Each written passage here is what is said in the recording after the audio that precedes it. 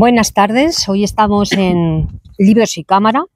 Bueno, esta vez se viste de lujo, aunque siempre se viste de lujo, porque siempre recibimos a grandes invitados, pero esta vez es especial porque estamos en el pueblo, en el Pedregoso, tierra que compartimos Juanjo Molina y yo, nuestro amor por la tierra, por nuestras raíces y nuestra esencia. Entonces, bueno, pues ahora pues toca emocionarse un poquito porque para mí es emocionante tenerte aquí en este ambiente de nuestro pueblo, en Santa Ana, que hace poco ha sido las ferias, que hemos disfrutado. Sí, y ahora, bueno, pues después del relax hay que volver al trabajo.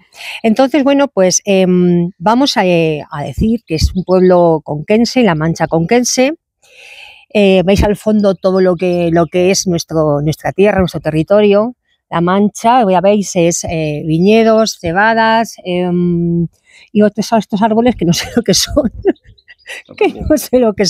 Así que mendrucos, pero pues no lo sé, así que nos perdonen porque no todo lo conocemos. De este lugar, de cuyo nombre sí se acordaría Cervantes, segurísimo, Cervantes se acordaría de que el Pedregoso sería el lugar donde él no quiere citar. Bueno, pues tenemos a grandes escritores y maravillosos músicos en Libros y Cámara, y poco a poco, bueno, pues iremos presentando el talento que hay aquí en el Pedregoso, porque aquí, Juanjo, hay mucho talento. Sí, hay mucho talento. Sí. Está el talento de los escritores, músicos y alguno más por ahí que se me olvida. Boxeadores, pintores. Es que tenemos una tierra de mucho talento. Entonces, bueno, pues vamos a ir conociéndonos poco a poco, porque voy a entrevistar, si Dios quiere, también a Roberto Osa, que desde aquí le mando un saludo, a Fernando Cáñego también, a quien también le envío otro saludo, y lo esperamos también por Libros y Cámara. Buenas tardes, Juanjo, otra vez, y no, gracias por estar aquí. Nada, yo encantado.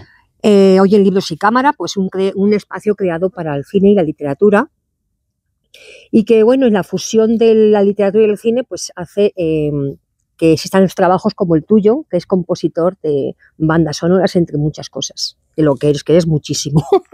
A ver, eres compositor musical especializado en cinematografía y medios visuales, con experiencia como arreglista, orquestador y director. Durante 15 años has estado trabajando en el cine y medios audiovisuales. ¿Cuál ha sido tu función durante este tiempo? A ver, bueno, pues sobre todo el papel es componer música, pero aplicado a medios visuales, que normalmente, bueno, pues lo típico, cine, televisión, bueno, y dentro de televisión, pues sobre todo lo que es ficción, series y tal. También he hecho bastante publicidad, videojuegos, últimamente muchísimo teatro también, que bueno, no es audiovisual, pero también es un medio, sí, claro, un medio visual, sí. Son artes escénicas. He hecho algún ballet también, que se ha estrenado por ahí por Argentina. De todo, vamos, de todo, has hecho de todo. En fin, un poco la función es no solo la composición, sino, bueno, pues hoy en día los compositores de visuales, de audiovisuales, pues tenemos que ser muchas cosas. Esto ya no es como antes, que el compositor componía y ya está. Ahora ya tienes que hacer la composición musical, tienes que hacer la orquestación, tienes que hacer la producción musical también. Es decir, digamos que hay veces que en función de los presupuestos tienes opciones de grabar con orquestas o músicos reales, o lo tienes que desarrollar todo en tu estudio. Entonces, pues bueno, pues depende, o sea, del ahí es nada, ¿no? Ahí es nada. Sí, todo lo que hoy en día ya tienes que estar, como digo yo, tienes que tener muchos sombreros en la puerta. Claro. No sé si lo sabe mucha gente, pero Juanjo, aparte de compositor, también canta. O también tocas en el grupo musical de aquí del Pedregoso, que bueno, hace ya mucho tiempo que aquí está dando muchas veces las verbenas y que cantamos a vuestro son. ¿Qué te gusta más, componer o cantar? A mí de toda la vida lo que más me gusta es componer. Lo que pasa es que también es verdad que empecé como intérprete, o sea, empecé tocando en directo, como bien dices, con el grupo aquí en el pueblo, y de hecho yo siempre digo que, vamos, o sea, lo de ser compositor, que de hecho al poco de empezar ya empezamos a hacer nuestras propias canciones, o sea, ya el gusanillo de la composición empezó desde muy temprano. Sí. pero luego al final, ¿sabes lo que pasa? Que aunque es verdad que te lo pasas muy bien tocando en directo, porque ahí está la esencia de todo, Sí. pero cuando ya empiezas a trabajar profesionalmente en eso, empiezan las giras largas, las giras cada vez más grandes y los años empiezan a pesar Bueno, y dices, madre mía.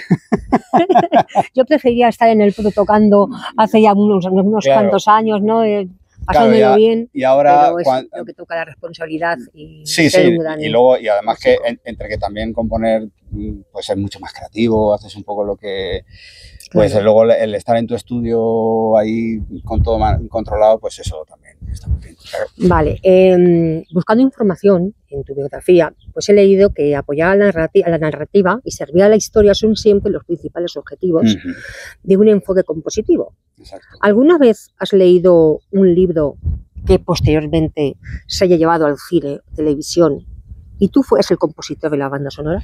Eso no me ha pasado, pero por desgracia, y ya me gustaría a mí. Pero sí que me ha pasado que he leído libros donde, por una cuestión profesional, que lo llevas ya dentro, pues según estás leyendo, te imaginas cómo sonaría esa música ahí acompañando esa O sea, acción. que o tú lo que lees sea. un libro, por ejemplo, de intriga, suspense, Sí, sí, sí. te imaginas la música. Sí. A ver, es que al final, o sea, sobre todo o sea, un compositor es un compositor, es alguien que crea música, pero Sí. cuando es aplicado a, sobre todo audiovisuales y sobre todo a ficción, al final no somos muy distintos de un escritor o de un director Claro. de cine. Yo digo siempre que somos storytellers, todos, cada uno con tú por ejemplo utilizas el ordenador, Sí. yo utilizo el piano, pero estamos contando Claro. historias. Entonces, Sí, claro, es verdad. la cuestión es que aquí lo que estamos haciendo es juntar distintas disciplinas.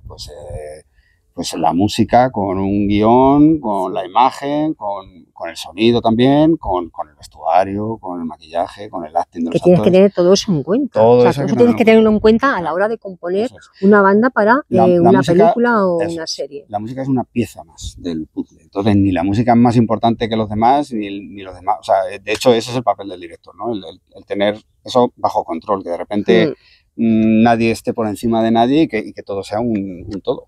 Claro. La gente del mundo de la interpretación dice que es más fácil hacer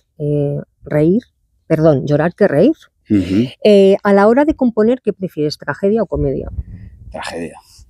O sea, a mí el drama me encanta. Y he de decir que, aunque he hecho comedias, yo sobre todo me acuerdo que cuando me cayó la primera comedia, me acordé de eso que acabo de decir y dije, madre mía, una comedia. O sea, ¿qué haces aquí? Que de clink, clink, clink, clink. O sea, Claro. es muy complicado. Pero es verdad que, oye, cuando le pillas el punto, pues esto es como todo, ¿no? Es un oficio y cuando le coges el punto, Claro, pues ahí está. Pero si tú me preguntas que qué me gusta de lo que es gustar, a mí el drama Sí, el drama te gusta, te encanta. Sí. A mí también, por eso escribo novelas tan duras. Y esto no significa que la comedia no... No, al contrario, la comedia también nos gusta. Lo que pasa que a la hora de elegir qué componer o qué escribir, pues nos vamos al género. Sí, cada uno drama. Es lo que le gusta. Drama. A ver, antes te preguntaba la diferencia como compositor entre el drama y la comedia, pero ¿y entre la animación y el thriller? La animación también me gusta mucho, pero es que el thriller también. ¿Sabes lo bueno yo siempre lo digo, lo bueno de ser compositor para audiovisuales es que cada proyecto es una historia totalmente distinta. Entonces, ¿eso que te permite? Pues el no estar metido siempre en el mismo estilo o siempre hacer las mismas cosas. Claro. Yo que sé, hace unos años hice una película en la India. Bueno, era británica, pero era una historia en la India. Y claro, me pedían música incluso hindú. Y entonces, claro, dices, madre mía, o sea, ¿y esto cómo es, no? Y claro, y entonces eso te obliga a tener que hacer tu proceso de investigación, claro, para ver cómo es la música. Documentarte, igual con un escritor, exactamente. La historia. Entonces, claro, a mí lo bueno es eso, que cada proyecto me encanta porque es una pues ya digo, es totalmente distinto. El lenguaje que tienes que utilizar en la música, pues lo tienes que adaptar al tipo de historia que tiene y todo eso. Entonces eso es lo que hace es que sea un reto cada proyecto. Disfrutas, Claro, claro. Que disfrutas. El cine, videojuegos y distintos géneros narrativos. ¿Qué te hace para disfrutar más en tu trabajo? ¿Componer música para televisión o para el teatro? Esa es buena. Sobre todo porque últimamente estoy haciendo mucho teatro. El teatro, yo lo que encuentro es que el teatro está vivo. O sea, tú en una película es un medio lineal, por definición es un medio lineal, a ti te entregan el montaje y tú ya sabes que, como yo digo siempre, ¿no? Da igual que veas 100.000 veces La Guerra de las Galaxias, que al final la Estrella de la Muerte va a explotar. Y en el teatro también. Lo que pasa es que el teatro siempre hay un algo de que está vivo, de que los actores nunca vas a ver una función exactamente igual en función. Y claro, sobre todo cuando trabajas en teatro, pues te tienes que tragar muchas funciones y ves cómo incluso no es lo mismo ver la primera función el día del estreno que la número 25. Claro. Evolucionan, los actores le pillan el truco a los personajes, a las canciones. Claro, se adaptan a los personajes, al escenario. Claro, ves ahí una evolución y eso también es muy bonito. Eso, ¿te gusta? Eso, pero yo qué sé, la verdad es que es como esta pregunta que me acabas de hacer, es como decir, ¿a quién quieres más? ¿A papá o a mamá? A mamá, claro. Complicado Sí, decir eso. A ver, juguemos. Te diré unas obras teatrales y tú debes de decir qué ha significado para ti. Por ejemplo, Mi última noche con Sara. Te contesto directamente. Sí, claro. Bueno, a ver, Mi última noche con Sara fue el primer proyecto que hicimos con la productora en la que estoy, con Evita Produce.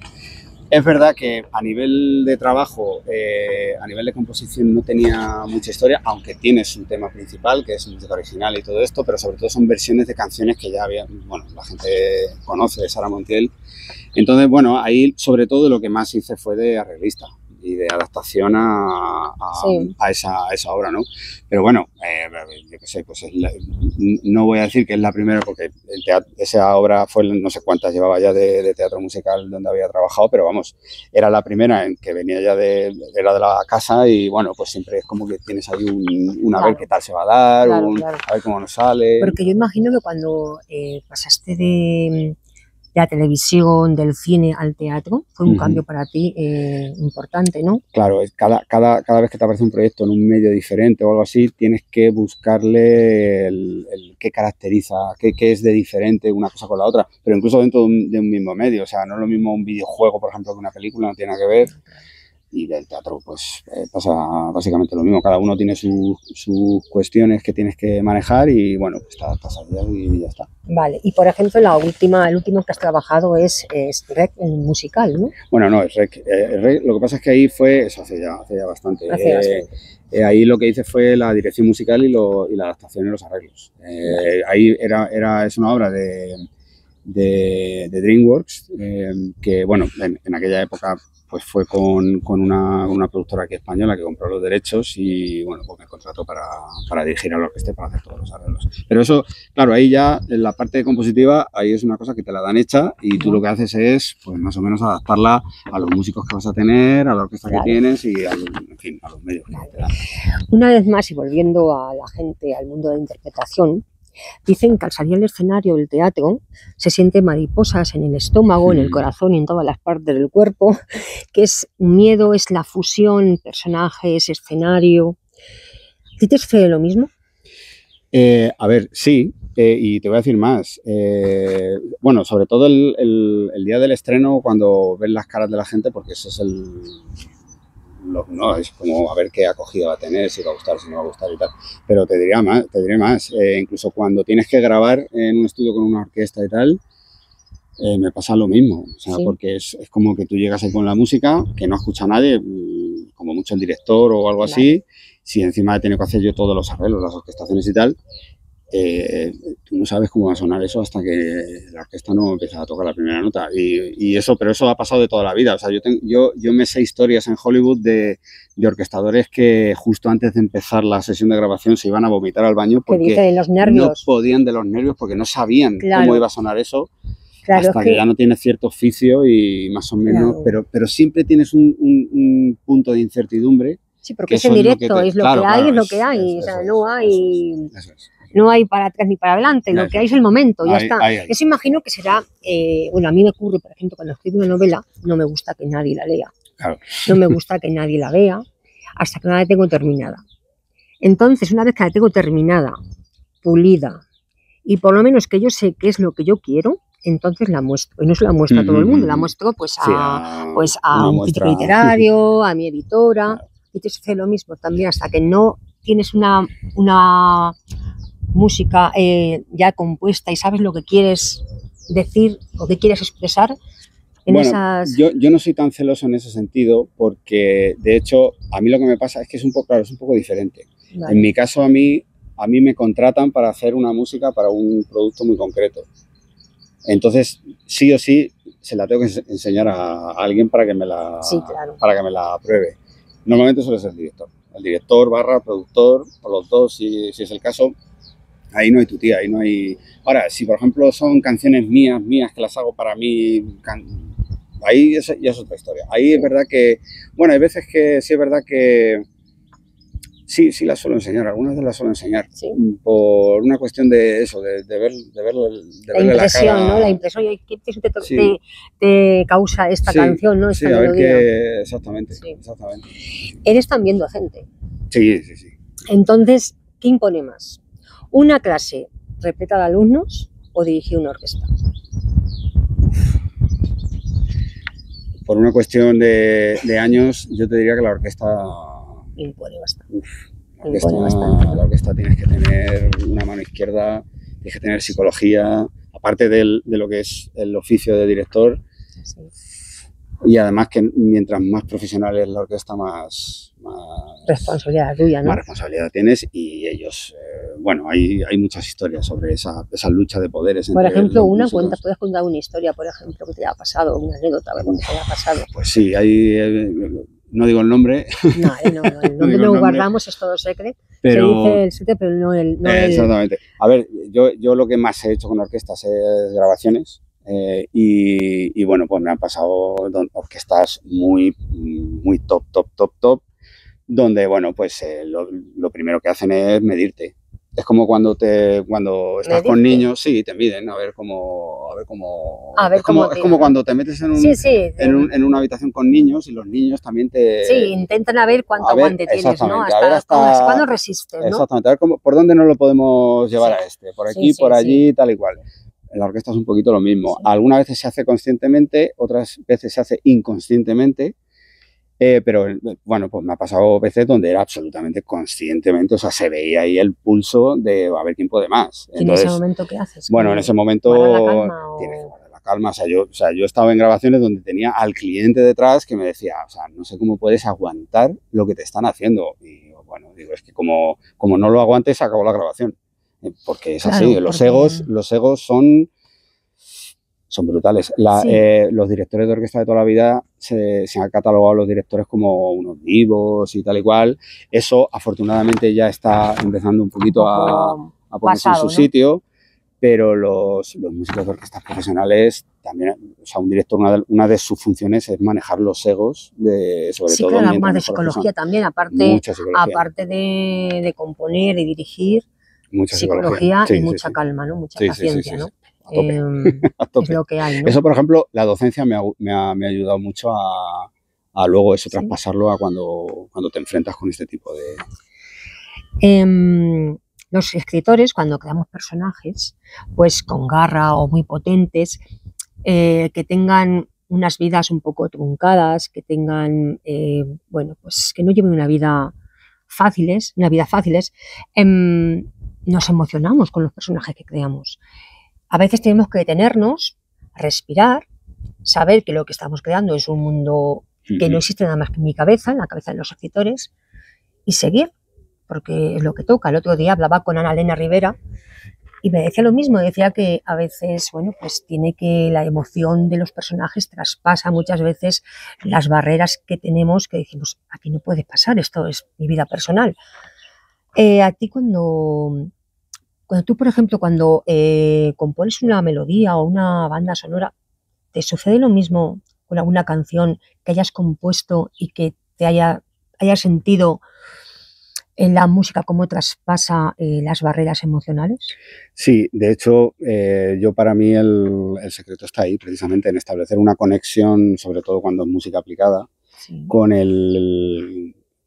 nivel temático, con el personaje o con el lugar o con el sentimiento o sea, ese subtexto que la música siempre le da Sí, a la historia, claro. que en una película, claro, tú en un libro te puedes pegar 3 capítulos para describir cómo es un lugar, pero en una película eso lo tienes que hacer en 2 planos. Entonces, ¿cómo le das ese carácter de ese sitio? Entonces, ese subtexto es el que los compositores tenemos que rellenar de alguna forma.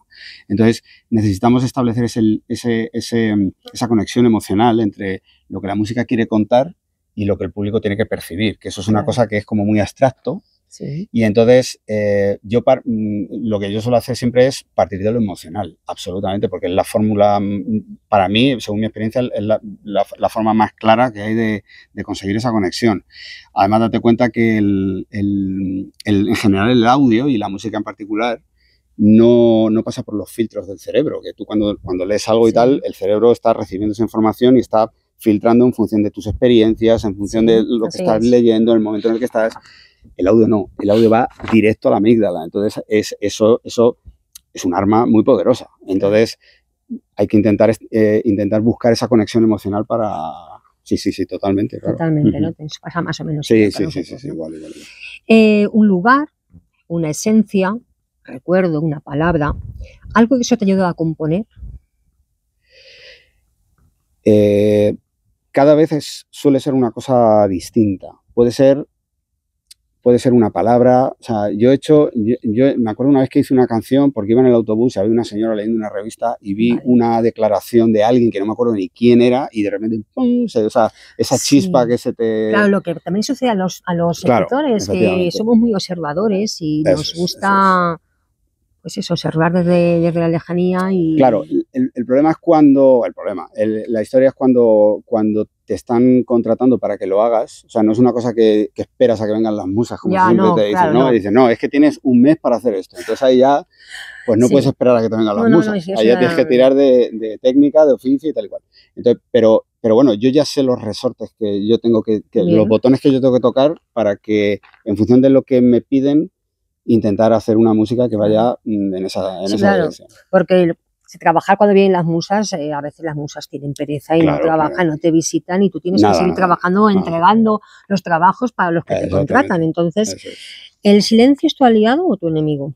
El silencio es una parte más de la música. O sea, la música es sonido y ausencia de sonido. Por lo tanto, el silencio también, y narrativamente tiene un peso también. Si lo sabes usar con cabeza, tiene mucha potencia. ¿Qué banda sonora de una película te habría gustado componer o crear? Sí, me lo pongo difícil. Es muy complicado. Sí, lo sé, pero imagino que habrá una que dices, es que si yo hubiera compuesto esta... Pues mira, Cinema Paradiso es una banda sonora que a mí sobre todo porque la historia tiene mucho que ver con el mundo rural, de alguien que tiene un pueblo. La película habla de eso, ¿no? De alguien que nace en un pueblo muy pequeñito, en este caso es en Italia, pero podría ser el Pedroso perfectamente. Sí, claro, y entonces vas creciendo y te vas a la ciudad porque ahí es donde encuentras las oportunidades, pero tú tienes a tu familia, en tu pueblo. O sea, es la vida. Es una película que habla de la vida y la música, pues, la cuenta también. Entonces, a mí esa música de los Morricones, porque además fueron padre e hijo, y además tuve la suerte de conocer al hijo el año pasado. A mí me pone los pelos de punta, o sea, esa banda sonora, pero hay muchas más, o sea, es que es muy complicado. Te he hecho una pregunta difícil, porque esto es como a mí me preguntan qué libro me habría gustado escribir, te dirías, es que son tantos, pero una tienes que decir. Sí. Hay compositores y músicos, admira a Juanjo Molina. También otra difícil, no sé. A ver, al final... Pues como cualquier creador, y a ti te pasará lo mismo, pues tú tienes tus maestros que forman parte de tu experiencia como lectora, y incluso ni siquiera como lectora, como si tú ves cine también, pues eso también es alimento, ¿no? para tu creatividad. En mi caso, pues yo tengo varios maestros, que además los tengo súper identificados, porque además, y además no tengo ningún problema en decirlos, porque quien escuche mi música los va a encontrar. O sea, es así. Pero depende un poco del tipo de música. Por ejemplo, a mí desde, yo qué sé, en música de cine, por ejemplo, pues, Jerry Goldsmith, John Williams, Bernard Herrmann. Para mí esos son los 3 top sí. que habría, aunque no son los únicos, evidentemente. No, claro.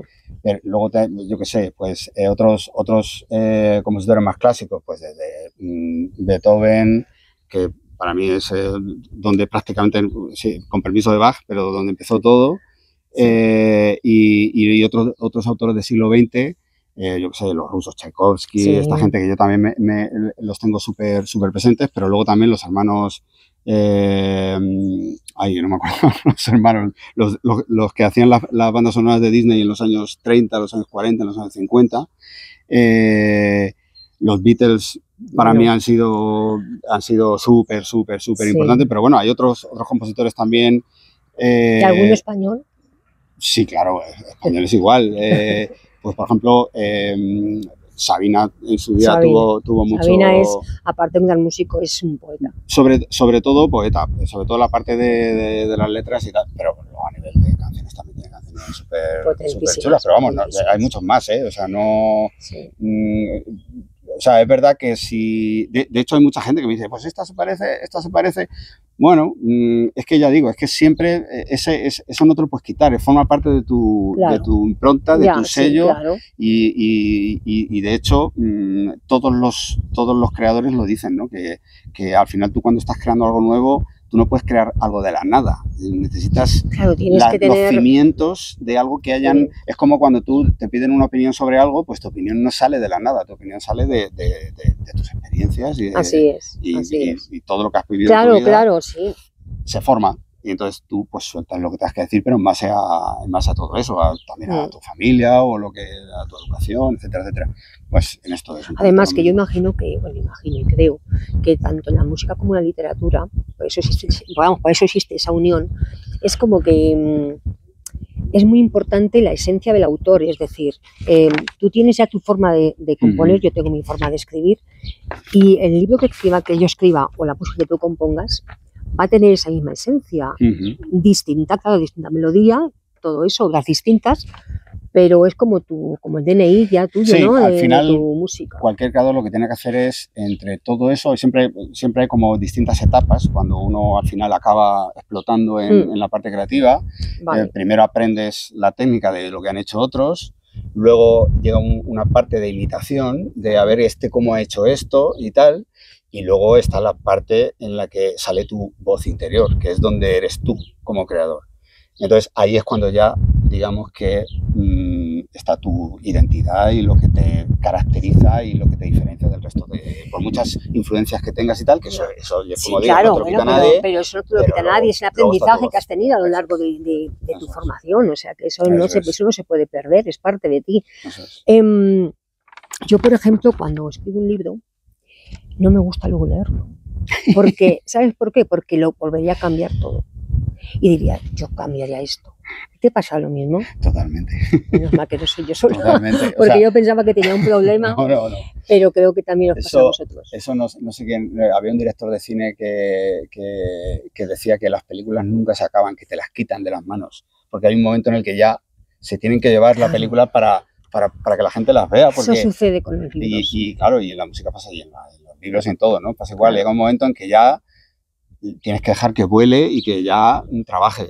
Con sus dudas y con todo, pero tienes que dejarlo marchar. Yo siempre tengo una parte de tiempo donde sí que reescucho cosas, pero si es que hay margen de poder mejorar algo, pero una vez que eso ya está en el aire, como digo yo, intento desapegarme lo más posible porque es que luego al final pasan los años y por ejemplo, cuando he escuchado cosas que he hecho hace 10 años, por ejemplo, pues claro, hoy no soy la misma persona que en ese momento. Claro, entonces tú dices, cada uno, o sea, tú compones la música también en el momento también que estés, y la que yo escribo también en el momento que yo me siento emocionalmente, pues los personajes adaptan esos pensamientos, esos sentimientos que yo tengo.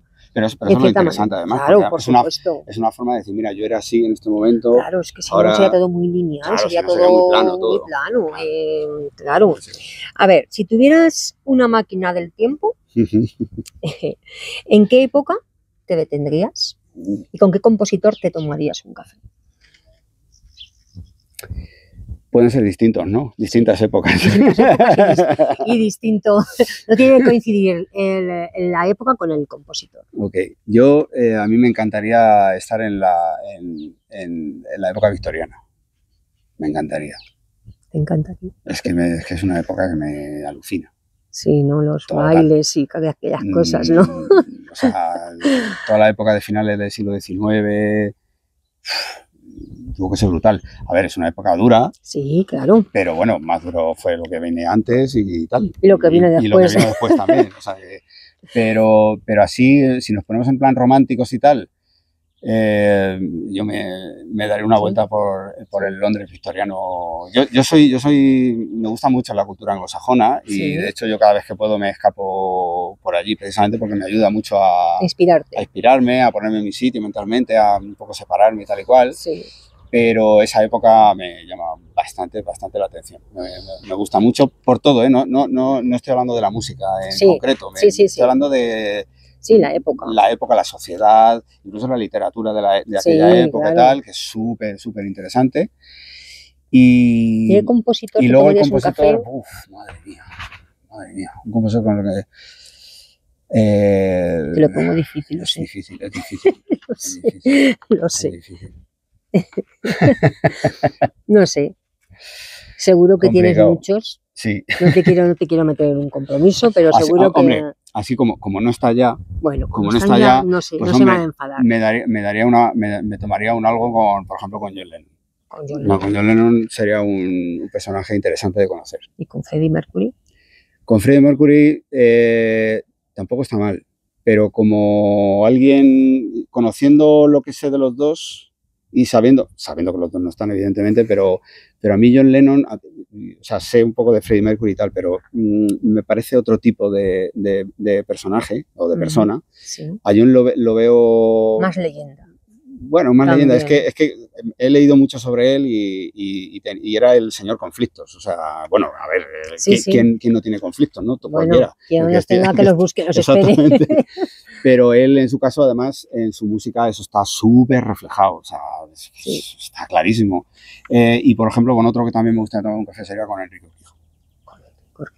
Que ese también era Mr. Conflictos, igual que su música, también lo puedes ver. No eliges a ninguno malo. O Antonio Vega. Tampoco estaría mal. Antonio Vega. Todos los que dices son grandes músicos y grandes compositores. La música calma a las fieras o domina las emociones y agranda lo insignificante. Las dos cosas. Sí, o sea, lo que tiene es que en función de cómo la uses, puedes provocar una cosa o la otra. O sea, la música yo creo que tiene un poder, entre comillas, de poder guiar a los puntos donde a ti te interese, guiar al oyente. De ahí que sea un arma tan poderosa narrativamente. Claro, a nivel hay algo que yo me pone de los nervios, porque cuando estoy viendo una película de miedo, la música me claro. Y entonces dices, es que va a pasar algo, claro, es que no abras la puerta esa, es que, por favor, detente, no subo la escalera, porque la música es que encima, bueno, Psicosis, que decirte de Psicosis, cuando la puñalada en la bañera, cada puñalada es una nota. Sí, de hecho, Bernard Herrmann lo hizo. De hecho, ahí está la anécdota que Hitchcock no quería música en esa secuencia. Y bueno, Hitchcock y Herrmann tenían una relación amor-odio brutal. Y estaban los dos siempre a ver quién demostraba al otro qué. Y en esa, pues Herrmann dijo, mira, te voy a demostrar cómo necesitas música para esa secuencia. Es que es esencial. Y cuando la escuchó dijo, venga, vale, me quedo con la música. Es así, pero bueno, siempre se habla mucho del papel de la música como spoiler. Sí. Que es así, pero es verdad que hay que saber decodificar eso. Hay gente que lo sabe decodificar y hay gente que no lo sabe o no lo percibe de una forma tan clara. Me pone nerviosa porque es como que quiero atravesar la pantalla y decir que no pases, que ahí está el malo. Claro, está el chiste de, pero ¿para qué entras? No estás escuchando no estás escuchando la música que te están diciendo que te pares, que algo va a suceder. Claro. Bueno, pero es parte de lo que el director quiere, claro. El director lo que quiere precisamente es que la audiencia, darle la información a la audiencia de que ahí le va a pasar algo. Digamos, ¿en alguna vez no ha sucedido que, por ejemplo, el director se equivoca y el compositor puede encaminarle hacia una dirección o hacia otra? Bueno, es verdad que siempre hay depende del director. O sea, siempre yo tengo muchos compañeros de profesión que algunos siempre dicen, bueno, es que un compositor para películas es un sastre, que te hace un traje a medida. Entonces el director llega y te dice, oye, hazme un traje a medida para mi película. Entonces tú se lo tienes que hacer. Entonces el sastre te puede decir, oye, yo que tú utilizaba la manga esta así con un poquito más de anchura, claro, un poquito más de tal, pero luego al final el cliente es el que te dice, bueno, pues sí, pues no, pues está de acuerdo. El que te da el visto bueno. Tú eres el que sabe de eso. Claro. Pero al final el cliente es el cliente. Entonces siempre hay esa dicotomía entre lo que te pide el director, lo que tú ves que podría ser mejor. Siempre hay margen para poder decidir, decirle, hay algunos que no, que dicen, no, aquí es lo que tú digas o aquí es lo que yo diga. Sí. Cualquiera de las dos. Y, por ejemplo, estamos hablando de películas de misterio, de suspense, pero ¿y de terror? Claro. De terror bueno, está muy cerca. El suspense y el terror para mí están muy cerca. ¿Sí? De hecho, el terror lo que pasa es que es más escandaloso. Sí, es más escandaloso. Claro. Yo, por ejemplo, a mí me gusta más el suspense precisamente porque juegas con esa, pues eso, suspense. Al final es suspense la palabra, es que no tiene otra cosa. El terror es más para, pues eso, es más subirte a la montaña rusa, es que sabes que te llega el momento de tirarte y sabes que ahí está y lo disfrutas. Sí. El suspense es otra. Y el romanticismo en el cine, de música. Sí, claro, o sea, igual. Cuando hay beso. Claro, cuando hay beso, esos violines para arriba. Esos violines para arriba, esa armonía que dices, es que parece que estoy escuchando Los Ángeles. Claro, es importante la música para todo. La música es importante para todo, porque creo que sin música no habría literatura y creo que sin literatura tampoco estaría la música, porque creo que van de la mano. Creo que van de la mano. Se necesita tener una historia que contar. Claro, pero yo creo que componer. Para cualquier cosa. Le vi una entrevista a Pedro Almodóvar que hablaba precisamente de la música para película, que decía, yo es que he probado hasta hacer la limpieza de mi casa escuchando bandas sonoras y de repente el pasar una escoba ya no es pasar una escoba y ya todo adquiere una dimensión extra, te mete en otro. Yo me acuerdo una vez que hice un viaje donde estaba poniéndome la banda sonora de Indiana Jones, de John Williams, y me acuerdo que un adelantamiento normal y corriente se convirtió en una proeza, o sea, porque justo sonaba una parte de acción y entonces, bueno, pues te da esa tercera dimensión que, bueno, pues que sí, o sea, yo me alegro que pienses así porque... Sí, claro. Porque si no, pero sí, es verdad, yo creo que es que sin música no se podría vivir directamente. No se podría vivir. Además, en los momentos dramáticos que rompes con el novio o con la pareja, claro. Música, necesitas música. Claro. Para hallar por lo menos el culpable y para descargar todo lo que sientes. Todo. Si es emoción, si es todo lo que sea.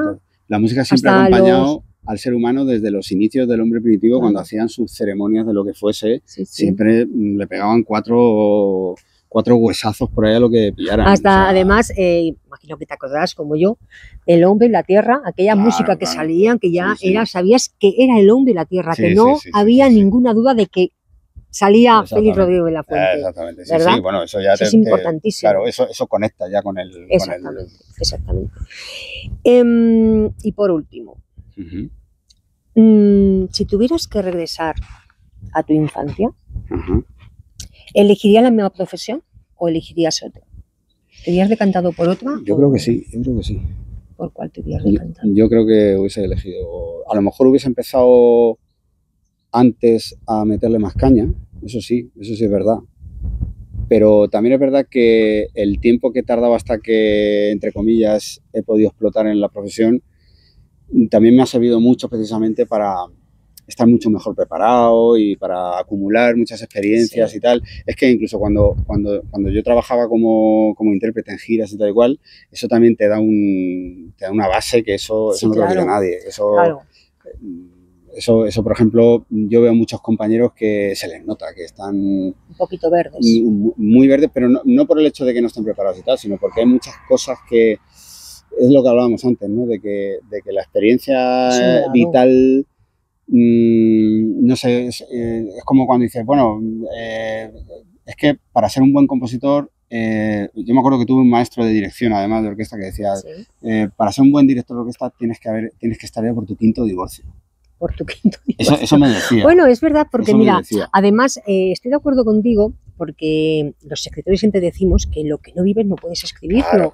Tienes que vivir emociones fuertes, tienes que sentir miedo, amor, soledad, tristeza, para también saber describirlo. Exactamente. Porque si no, ¿qué te escribes? Lo que te van contando, no lo mismo.